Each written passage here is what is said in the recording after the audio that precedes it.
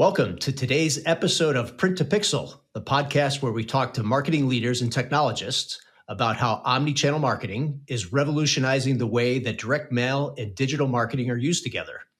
My name is Dennis Kelly. I'm the CEO of Postalytics, the leading direct mail automation platform that makes direct mail as easy as email. I'm excited today to introduce Kenneth Shark Kinney to the show. Kenneth Kinney is a marketing strategist, a keynote speaker, and a podcast host of a major marketing podcast called A Shark's Perspective. He's considered a disruptive marketing and customer experience expert and has nearly 30 years of brand agency and consulting experience. He's worked with many of the Fortune 200, over 50 colleges and universities, and hundreds of small to mid-sized businesses. Kenneth, welcome to Print to Pixel. Appreciate it. Glad to be here today. Well, we're thrilled to have you. I love to learn more about the guests at the beginning of the podcast. And we have to start with the obvious. Why do people call a man named Kenneth Shark? So as a little kid, I saw a shark out in the water. I was out where I probably shouldn't have been. I became completely enamored with sharks and have been my entire life. And I, at a very young age, started swimming and then later scuba diving a lot with sharks, free dive as well. But it became really a passion of mine, and I'm really dedicated to trying to do what little I can to try to help educate people about what sharks really are and lend a little bit better voice to what they mean to people as opposed to what they just saw in a big movie, which was a great movie 50 years ago with Jaws. But it's to really help people understand a lot more about ocean conservationism and about saving, the planet, what little bit I can. But I also use that as a metaphor too that came along later in life. After I stopped swimming with sharks, I sort of used that metaphor with how to do business in a little bit better way. Well, that's great. We'll dive into that metaphor as we go along here. You've got a long background in marketing with lots of different roles over the years. How did you end up as this speaker and podcast host as your primary focus? It's fairly unusual for somebody that's been a real practitioner to be able to have an audience like this. So how did all that happen?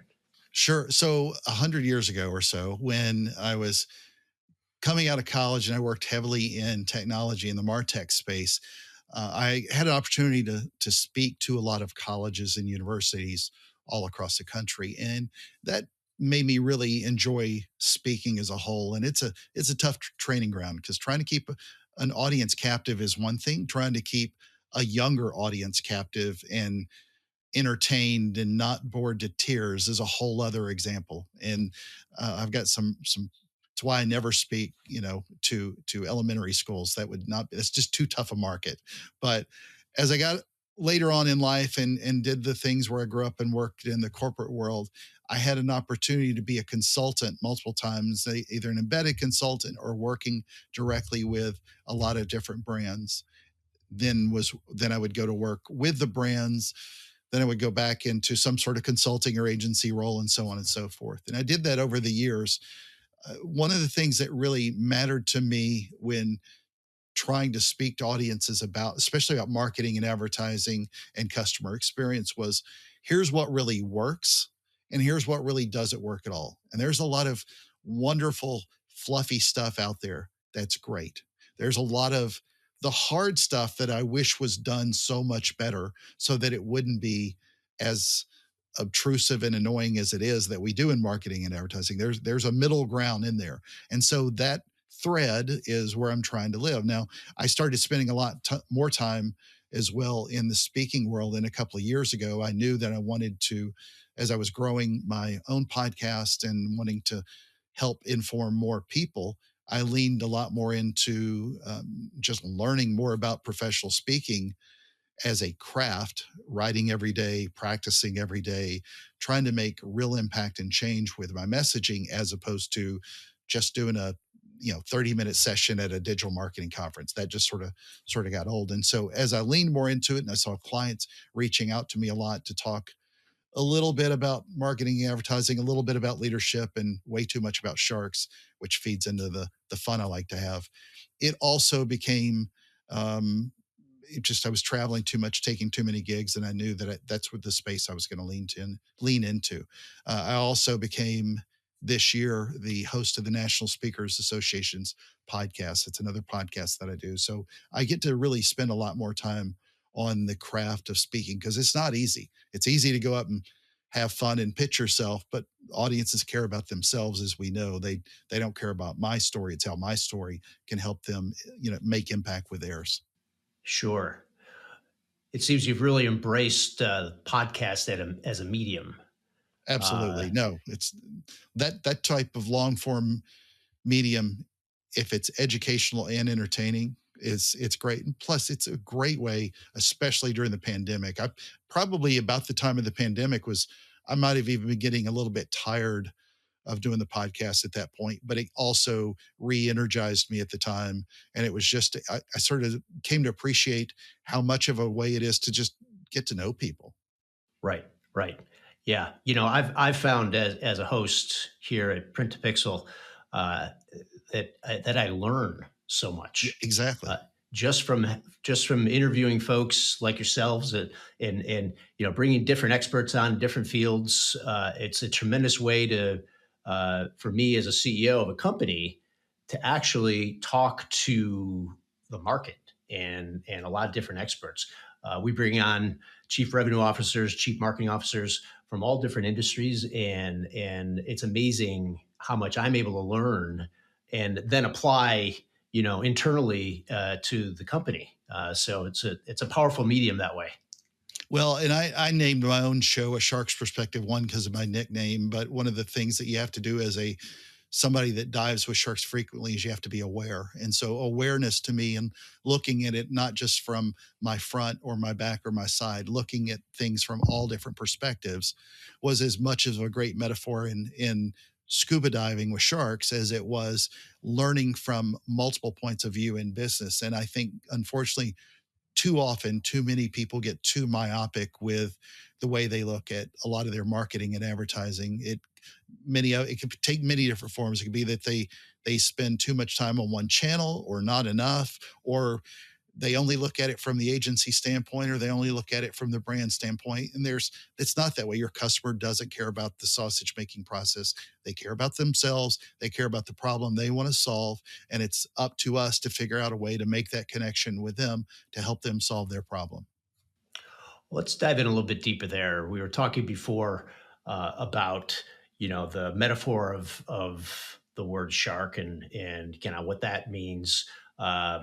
Your website talks about disruptive marketing and differentiation, and you were mentioning earlier about kind of that thread that we need to pull that is between outrageous behavior and boring stuff. So let's dive in there and help the audience understand where you're coming from and what type of guidance do you bring or that would you suggest to marketers as they're thinking about the structure of these types of tensions in marketing.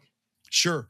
Well, a lot of times, what I'm often brought on to when I'm brought on to help someone grow in some sort of former capacity, sometimes it's introducing them to a Martech partner I know, or sometimes it's an advertiser, somebody that does something smart with this form of media or that form of media. That obviously a lot of us do that, but the thing that I really lean into the most is you fundamentally see with all forms of brands, any business or brand today has a fundamental desire to be different.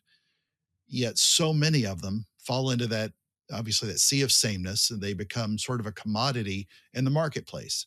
And when you're trying to think through a customer's mind and what stands out to them, it's not just enough to be different. It's about making a difference for them.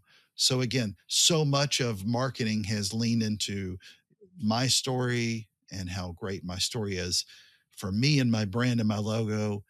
Customers don't care. You take your logo off, sit somebody else's logo there.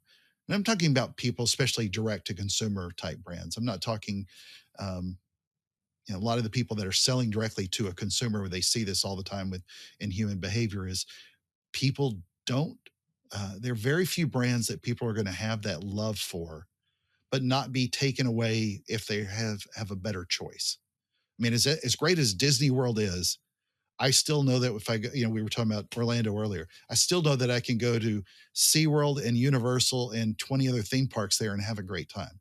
Disney World is the epitome of great customer experience, but customers have other choices, and maybe they don't want to pay the ridiculous amounts of money that you pay for a Disney World. Maybe not the best example.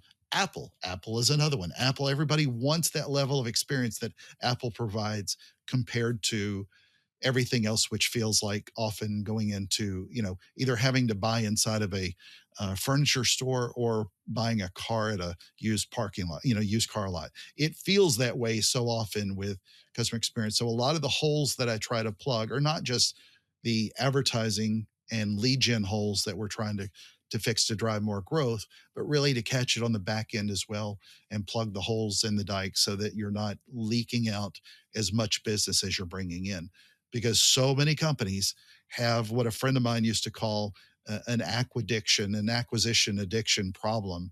And they are so interested only in lead volume, and I can help them bring the leads.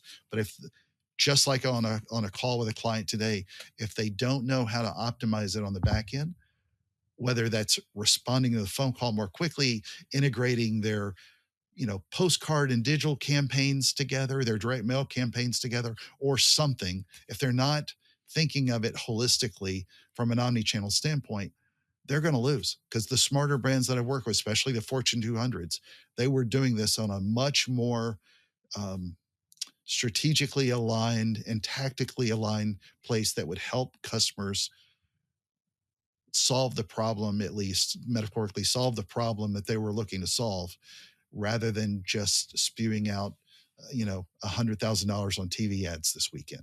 Sure. Well, a few things that you said there really um, resonate with me.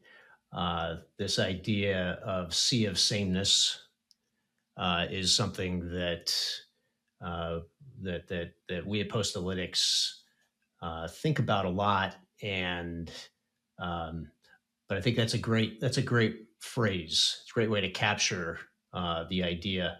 Um, the other thing you mentioned um, is that customers really don't care that much about your story, and you know and we're a software company. We're kind of a tech startup, right? And one of the things I see a lot of companies do, particularly in the tech sector, is their marketing is the story they tell their investors. Yes. And you know what? Your investors are not your customers. And so, the history of the company, and the the value proposition, and where this thing stands in the broader market of the evolution of a particular technology. Like, yeah, those things are kind of interesting, but that's not solving a problem for a customer, right? And so that's a mistake that I see a lot out there, where especially in the early stage companies, they think they're going to build their website and all their marketing materials because they did a PowerPoint for investors at one point that they liked. So they thought, well, That's that such a makes a lot true of sense. statement. It's such a true statement. There was a large billion-dollar brand that I worked for not that long ago, and Jack Welch, God rest his soul, was on the board of directors. And I remember many times the CMO talking about meeting with the board. And this is not a pick on Jack, I just obviously because he has had a famous name. But there were many times they would come back, and you knew that none of the people in those discussions, they weren't looking at really in-depth marketing data or sales data. They were relying more on feelings over facts. And it happens all the times with board of directors. And that's such a great point. We could design a uh, pixel to direct mail or postcard type campaign and look at the numbers all day long and make smart decisions. But if somebody sitting on the board says, I don't think direct mail is a real big thing right now, You know, then your marketing director's pulling his hair out. You can see it's why I don't have as much hair. That's what used to happen to me. But it's that kind of stuff that would happen, and it always does. But there are so many different ways to lean back into this with differentiation. There's so many unique ways to pull together your marketing channels like direct mail and pulling it together with when you're running a lot of TV ads over a weekend. Everybody looks at things still too often as far as just a channel. And direct mail, I think, gets the worst rap because so many people in direct response marketing think that they have to have an answer tomorrow on a media buy of some sort of, you run a TV ad, you expect the phones to ring when the TV commercials are going. You run digital ads, you expect the phones to ring, as you've got it with when you load up your impressions. Radio, same thing. You pick it. Direct mail though has a lag that's unlike any other, but it also stands out because once you've ignored the TV and the digital and the radio ads, you pick up a direct piece of direct mail sitting on your counter. And whether or not the emotional part of a TV ad resonated with you much, much more, one of the most important triggers is the phone number or the form or the QR code or whatever on that direct mail piece. And the more that people start thinking about how these work together to drive an incremental lift, as opposed to just trying to focus on what very often is bad attribution, um, very bad attribution, can it can be worth a lot more to your company in sales than not really looking at it from a multi-channel standpoint. And you'll get no argument here. You know, one of the things that uh, we've innovated around is we've tapped into the post office's internal barcode scanning system. And so when folks send out a campaign in Postalytics, each mail piece is actually being tracked. And so, we know within 12 hours or so when a piece of mail is going to be delivered. And that data is being normalized and brought back into their CRM. And so we have a lot of customers that are actually timing their call center staffing based on the delivery time of direct mail. Because now, as a part of an omni-channel program being driven out of HubSpot or Salesforce or wherever it may be, everything can be planned out, everything can be coordinated, emails can be delivered on the same day that somebody opens up a direct mail package, call centers can be staffed. The idea that marketing is too focused on acquisition and not on retention and win back and all of those kinds of things, all of that can change, right, when channels are all connected and are working off of really good data. And so that's really been one of our areas of focus. I hear all the time from folks, hey, I want to start with direct mail automation. What's some low hanging fruit? And I say, do you send out a thank you letter when you get a new customer from the CEO? Well, no, because we'd have to batch up 1,000, in order to even get a printer to talk about it. It'd be a month later. I said, no, you just trigger it right out of your marketing automation tool, just like you would an email, except you get a physical letter from the CEO. The first thing you can do, thank your customers with a physical piece of mail. It's more meaningful. It'll hang around. It'll give a bigger impact. And so, I think what you're saying makes a ton of sense. And that's how, at least I like to preach to a lot of the customers that I talk to about kind of how to stand out and zag when everybody's zigging. Well, a lot of times what I do from stage as well is I will take a Rubik's cube and I will mess it up completely and show the different combination possibilities mathematically can have stand out. But I also take, when you think about each of the nine sides on each side of it, is I will break it down by marketing and advertising and sales channels. And these are all the pieces that um, are the way the customer sees it, but to them, it's a giant mosaic that doesn't make any sense, and they're not paying attention to it. The more that you start to align and start to put all of them together, where all the reds and all the blues, and metaphorically speaking, people tend to understand that a lot better. And the reason I'm telling you that story is because you brought up a great point that reminded me of, regardless of how great you are on your direct mail, your digital, your TV ads, your radio, whatever, your newspaper ads, the moment that your call center is not fully staffed and doesn't take calls, and you're wondering why you didn't get more sales from your direct mail campaign or your digital campaign or whatever, it all of these pieces work together. And the it's not that hard to go from ordinary to extraordinary if you know how to think of it from a customer's point of view as opposed to just your own. And we can't measure everything. I tell people all the time, I worked with one of the best attribution companies on the planet, two of them, matter of fact. One of them that was in third party data that worked with the Fortune 200, a lot of them I got to work with, and another with a company that had a revolutionary technology that was able to look across all the channels. We couldn't measure any, everything there. Nobody can. There's no way to do it. But when you start looking at these channels, not just on how did the channel lift do, but also how did it do as a total part of sales? Because to me, and I'm not that skinny anymore, but when you think about it from a recipe standpoint, if you think about an ingredient it, that's missing from a dish that should taste well, it's often that maybe you didn't put salt in there because you got to cut back on your sodium, but you can sure taste it on the back end. And that's what happens when you pull out too much of your money away from different omni-channel strategies and not put them all together and understand how at the end how that recipe tastes.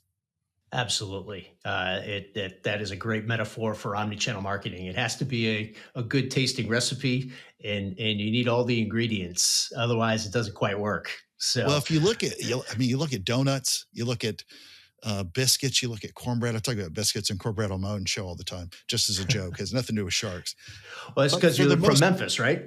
well, yeah, well, more or less. Been here a while, but if you look at any bakery, and I do this on stage a lot, when you think about it, salt and flour and water and sugar and maybe even some pepper, those are your base ingredients in all those same dishes. It's how you present it later, and understand, and a chef will understand how, that's how marketers need to start thinking more, as opposed to only being a salt expert. I'm talking about on the brand side, not somebody like at Postalytics. Postalytics job is to take a look at that, but also to understand the mail part components of it, the same as a TV station needs to understand how to optimize TV.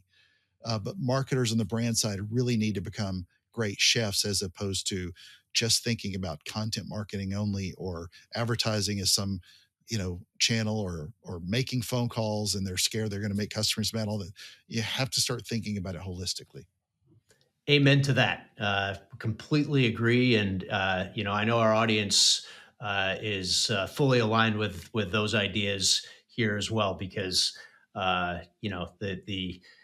the power now of software, the power of data, it can drive all of these things in concert, and it can provide experiences and interactions with a message across multiple mediums in a consistent way, and it's just a matter of energy and time and continual tweaking and evolution to make it successful. Well, one quick example, I worked for a company that did roughly 120 million pieces of direct mail a year. And big part of their channel, they did TV, digital, radio, you name it. Um, we worked closely with what I will say is the greatest children's hospital on the planet. That's St. Jude Hospital here in Memphis. St. Jude Hospital was on every piece of printed material they had. It was on the website. But what it wasn't on was, and I'm not trying to say leverage a great hospital or a great cause strictly from a marketing effort. I just mean that it did incite an emotion. People that know the great power of St. Jude, it elicited a visceral emotion when you learn more about St. Jude. And if it's truly baked into your DNA as a company, you've got to leverage having that St. Jude story and logo not only on your direct mail piece, but on your landing channels. Let customers know that's the reason they buy. It's not because you have a great widget only. For some, it is, but for other, quite a few people, they want to know that you're a little bit more. And so, direct mail even can be a great way to uh, connect that emotional tie-in or give something other than just the way we remember things. But it's a great way to make it more experiential from a customer standpoint. Absolutely. Yeah. Yeah. There's a different part of the brain that processes something that you hold in your hand than something that you read on a screen. There's behavioral science. Our friend Nancy Harhut loves to talk about all of that, right? So there's a ton there. Yeah, Uh, well, she and I talk about that. I didn't mean to cut you off, but one thing I'll apply to that as well is whenever anybody's doing anything and looking at direct mail pieces specifically, I'd be remiss if I didn't include this and talk about the von Restorff effect if I could. oh, sure, absolutely. The Hedwig von Restorff, early 1900s, I think she died around 1960 something, was a German psychiatrist, and I want to say a children, a pediatrician, and she came up with the isolation effect, which has been used over and over again. A lot of people misconstrue it, but if you think of it very simply, think of a bunch of red apples, and in the middle you've got a green apple. The green apple stands out, and that's why when you think, especially, you know, 20 years ago, there was way too much direct mail that was just spam. It was like digital ads. Now it can so strategically be used as the thing to stand out. And really, when you think about creating something different and being disruptive and coming to somebody's home, it not only has to just look like your logo, it's the way to maybe tie in, as I talked about with the partnership, this former company that I had with St. Jude Hospital, or doing something that differentiates you from every other company who's sending out direct mail pieces. I do a lot in home services and home improvement. Almost all of them look exactly the same. You rip the logo off, it's the same stock imagery, but there's so many more opportunities to do more. And the same way that people want to see that on social media, they want to see it elsewhere. People want to buy into a little what, and I hate overusing this word authentic, but making something stand out and be different and a little more authentic is what customers look for when they're trying to solve their problems. Absolutely. There's no question about that. And at the end of the day, that's how you build a brand, right? Something that is going to stick in somebody's mind. There has to be some sort of unique hook that is different. And so building on that concept in all of your marketing and being really consistent about it across all your channels is so important to do that. Um, Well, uh, the best part of that too is where so many people only looked at it from a branding standpoint 10 years ago. And I never got excited about being a brand manager. I was very excited about the lead gen capabilities now that the measurement has gotten better, that we could start tying all the things we do um, with direct mail and with all the other QR codes and everything else. But when you start tying it together and trying to measurement and really measure that incremental lift you get with your other forms of media, I mean, it's pretty exciting stuff. You can get really excited about it from how it can help you not only touch their hearts and minds, but also grow from a sales and revenue standpoint. Definitely. Uh, Kenneth, if our audience wants to learn more, if our audience wants to engage with you, get you as a speaker, talk strategy, how would you recommend they get in touch with you? KennethKinney.com, or find me on LinkedIn uh, at Kenneth Kinney. It's Kenneth Shark Kinney is pretty much going to. I don't know that there's any other nuts like me who like to dive that often with sharks. There's a lot of shark divers out there, but there's only one me. So if you look up Kenneth Shark Kinney, you'll find me. Well, and it certainly, I think, from a naming convention, is differentiated and it stands out. So you're practicing what you preach. And Kenneth Shark Kinney, really appreciate you having you on today. It's been a lot of fun, learned a lot, and I hope that the audience had a great time listening to this as I did. Much appreciated. My honor. Great. Thanks, Kenneth. Thank you.